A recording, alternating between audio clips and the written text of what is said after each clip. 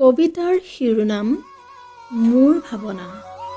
কবি দুলুমণি বৰা। আবৃত্তি নিৰুজ তামুলী ফুকন।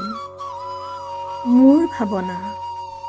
শুৱনি আমাৰ ঘৰখনতি সেউজী পৰিৱেশে ভৰা।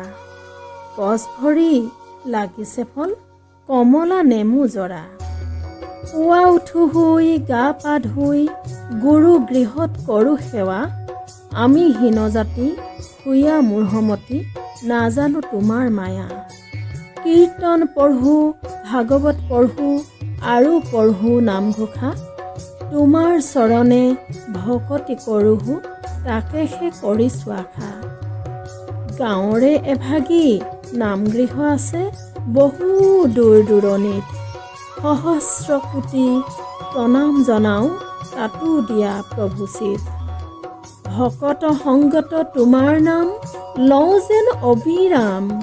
প্ৰভুৰ কৃপাত সফল জীৱন মুখে বোলো ৰাম ৰাম। প্ৰভুৰ কৃপাত সফল জীৱন মুখে বোলো ৰাম ৰাম। মুখে বোলো ৰাম ৰাম।